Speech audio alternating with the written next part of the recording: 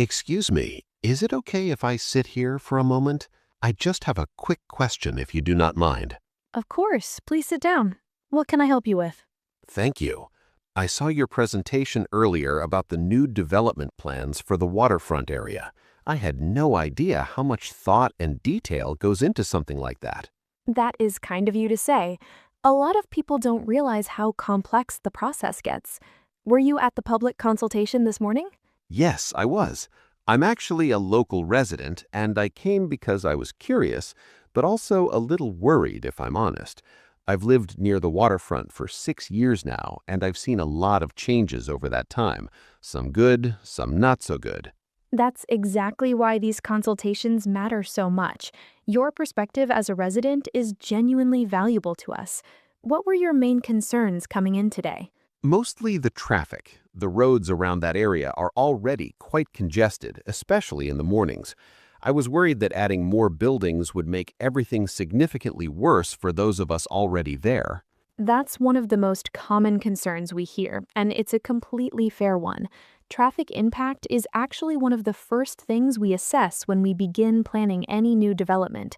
We use something called a transport impact assessment, which basically means we study the current flow of traffic carefully and then model what happens when you add new residents or businesses to the area. So you actually run those kinds of tests before anything gets built? Exactly. We look at peak hours, road capacity, public transport links, cycling routes, pedestrian paths, everything. And if the assessment shows that the current infrastructure can't handle the additional load, the development either has to be redesigned or new infrastructure has to be planned and built alongside it. You can't simply drop 500 new apartments into an area and hope for the best. That's reassuring to know. A lot of residents assume decisions like this are made without thinking about the people who already live there. I understand why it can feel that way. There have been cases historically where development didn't properly account for existing communities. That's actually why public consultation is now a required part of the planning process in most places. Your voice has a legal standing in this process, which many people simply don't realize. I didn't know that at all. So if enough residents object, can a development actually be stopped? It can be delayed, modified, or refused entirely, yes. A planning application goes through multiple stages of review. Community feedback is formally recorded, and the committee must demonstrate that they have genuinely considered it. If concerns are significant and well supported, they carry real weight in the final decision. It's not just a box-ticking exercise, even if it can sometimes feel that way from the outside. That's genuinely good to hear. Can I ask, how did you actually get into this kind of work? It seems like quite a specific and interesting career path. It is, yes. I studied architecture originally and then moved into urban planning because I became far more interested in the bigger picture rather than individual buildings.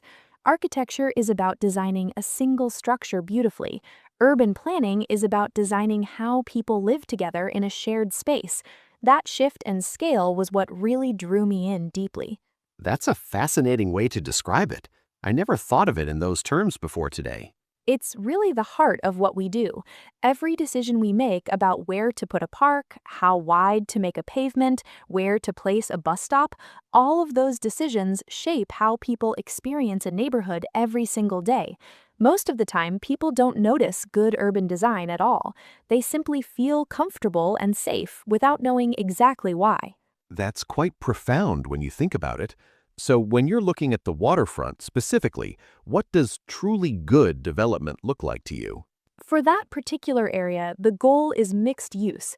That means a thoughtful combination of residential housing, green public space, small independent retail, and ideally some community facilities, like a library or a health center. The worst thing you can do with a waterfront is build a solid wall of expensive apartments that cuts existing residents off from the water entirely. The waterfront should belong to everyone, not just the people who can afford to live right on it. I completely agree with that. There's a stretch near the old pier that used to be accessible to everyone, and it's gradually become harder and harder to reach over the years. It genuinely feels like it's been closed off. That's a very common pattern and something we're specifically trying to reverse with this plan. Public access corridors along the water are written directly into the proposal. No development will be permitted to block pedestrian access to the waterfront. That's a firm, non-negotiable condition. That makes me feel so much better about the whole thing, honestly. What about green space? There is very little of that in that area right now. Green infrastructure is absolutely central to the plan. We're proposing a continuous linear park running the full length of the waterfront, connecting several existing green spaces that are currently isolated from each other. We also have requirements for green roofs and living walls on any new buildings above a certain height. Beyond the visual benefit, green infrastructure plays a vital role in managing rainwater, reducing the urban heat effect, and genuinely improving air quality for everyone nearby. I had no idea green roofs could do all of that. I always assumed they were purely an aesthetic choice made for appearances. It's a very common misconception. A well-designed green roof can retain a significant proportion of rainfall during a heavy storm event, which substantially reduces the pressure on drainage systems. In dense urban areas, that's genuinely critical. It also provides insulation, which lowers energy consumption in the buildings below. The aesthetic benefit is almost a bonus on top of everything else it delivers. You clearly love this work. It really shows when you talk about it. I do, genuinely. The thing I find most rewarding is coming back to an area 5 or 10 years after a project is complete and seeing how people are actually using the space in their everyday lives. When you see children playing in a park that simply didn't exist before, or elderly residents sitting quietly by the water on a bench that was part of your original plan, that feeling is very hard to put into words. I can only imagine. One last question. For someone like me who wants to stay properly informed and involved going forward, what would you recommend? Come to every consultation you can. Read the planning notices that are posted online regularly.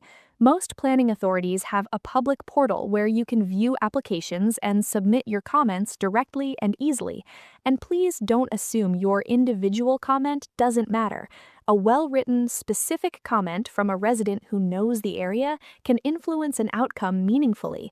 Local knowledge is something that no technical report can ever fully replace. Before I go, can I ask one more thing? Are there plans to improve public transport connections to the waterfront as well? Right now it feels quite disconnected from the rest of the city. Absolutely, yes. Improved connectivity is a major part of the wider strategy. There are proposals for 2 new bus routes serving the waterfront directly, as well as a dedicated cycling lane connecting the area to the main city center. The idea is that you should be able to reach the waterfront easily whether you're walking, cycling, or using public transport. Reducing car dependency in that area is one of our key objectives. That would make such a difference. A lot of people I know avoid going there simply because parking is so difficult and there's no easy alternative. That's valuable feedback, and it's exactly the kind of insight that shapes these proposals. If you include that point in your written submission as well, it adds another layer of community evidence to support the transport improvements in the plan. I will make sure to mention it.